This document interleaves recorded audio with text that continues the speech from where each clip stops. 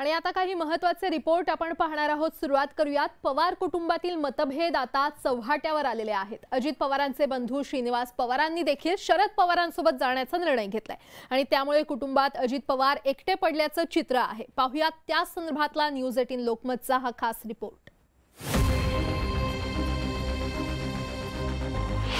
सरकार नालायक माणूस नाही असं माझं वैयक्तिक म्हणणं आहे। जे काय ज्यांना कोणाला पदे मिळाली ती साहेबांमुळे मिळाली। वाढले म्हणून वयस्कर माणसाला तुम्ही कमजोर समजू नका। उपमुख्यमंत्री अजित पवारांना आणखी एक धक्का बसलाय। ऐन लोकसभा निवडणुकीच्या तोंडावर श्रीनिवास पवार यांनी आपले मोठे बंधू अजित पवारांची साथ सोडली आहे। श्रीनिवास पवार हे सुप्रिया सुळेंच्या प्रचाराकरता मैदानात उतरले आहेत। आपण वयस्कर झालेल्या माणसाची किंमत करत नाही का तर पुढची 10 वर्ष आपल्याला दुसऱ्या माणसाकडून लाभ मिळणार आहे। त्याच्यासारखा नालायक माणूस नाही असं माझं वैयक्तिक म्हणणं आहे। कर्नलांनी सांगितलं की आपली आई आता आपण आपले वडील शेतात जातात, बांधावरून चक्कर मारतात। तुम्ही आबांना आठवत असाल 15 दाबा किंवा जुनी लोक शेतात, पण याचा अर्थ असा नाही की त्यांनी सगळं शेत आपल्याला।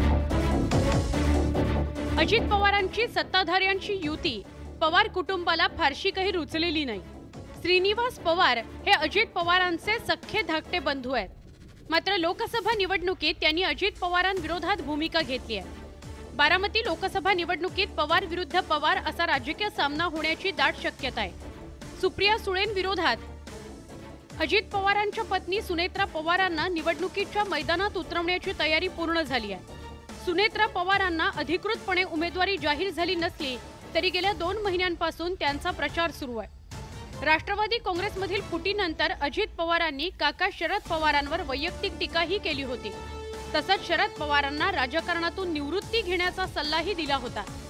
मात्र अजित पवारांची ही टीका पवार कुटुंबातील इतर सदस्यांच्या जिव्हारी लागली आहे। साहेबांना एकुलती एक मुलगी आणि त्यांना काय वाटत असेल या वयात 10 वर्ष साहेब जरा जुने असू द्या, त्यांना सगळ्यांना काय केलं असं तुम्हाला पण नाही।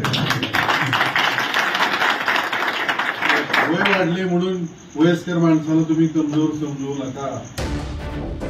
खरं तर श्रीनिवास पवार यांनी प्रत्येक वेळी कौटुंबिक वादात महत्त्वाची भूमिका बजावली होती। 2019च्या पहाटेच्या शपथविधीनंतर अजित पवार श्रीनिवास पवारांच्या घरी मुक्कामी होते। तसंच अजित पवारांचं ते बंड त्यावेळी श्रीनिवास पवार यांनी मध्यस्थी करत सोडवलं होतं। पण आता श्रीनिवास पवार यांनी अजित पवारांविरोधात उघड भूमिका घेतली आहे। काका पुतण्याच्या राजकीय लढाईत संपूर्ण पवार कुटुंब मात्र शरद पवारांच्या पाठीशी एकवटल्याचं चित्र आहे। काल श्रीनिवास काकांनी जी भूमिका घेतली ती सुद्धा पवार कुटुंबाची भूमिका आहे। ती एक संस्कृती आहे आणि ते पवार कुटुंबाची संस्कृती असं नाही। महाराष्ट्रामध्ये आणि या देशामध्ये राहणारे तमाम जनता आहे, सामान्य लोक, त्यांची सुद्धा हीच भूमिका आहे जी काल श्रीनिवास काकांनी घेतलेली आहे। पवार कुटुंब म्हणून आम्ही जिथं आहोत तिथं आहोतच ना। फक्त दादा आणि त्यांचा जो जवळचा परिवार आहे त्यांनी वेगळी भूमिका घेतली। त्याच्यामध्ये दादा असतील, काकी असतील, 2 मुलं असतील, त्या चौघांनी वेगळी भूमिका घेतली। त्यांना जर बारामती विधानसभेमध्ये पुत्रमोह आला असेल की त्यांचे पुत्र युगेंद्र पवार यांना उभं करावं आणि पवार साहेबांच्या आणखी जवळ जावं, इतकंच काय तर त्यांनी जर सेटिंगच चालवली असेल आणि अशा प्रकारचे वक्तव्य की अगदी ठीक आहे तुम्ही जरी भाऊ असणार, आज तुम्ही म्हणताय की आम्ही त्यांच्या कोणी सोबत नाही, हे श्रीनिवास बापू पवारांचं अत्यंत चुकीचं आणि वैफल्यग्रस्त विधान आहे। बारामती लोकसभा मतदारसंघ हा पवारांचा बालेकिल्ला म्हणून ओळखला जातो। मात्र अजित पवारांच्या बंडानंतर राजकीय चित्र बदललंय। शरद पवार आणि अजित पवार या काका पुतण्यात राजकीय संघर्ष पेटलाय। अजित पवारांनी सुप्रिया सुळेंविरोधात सुनेत्रा पवारांचं आव्हान उभं केलंय।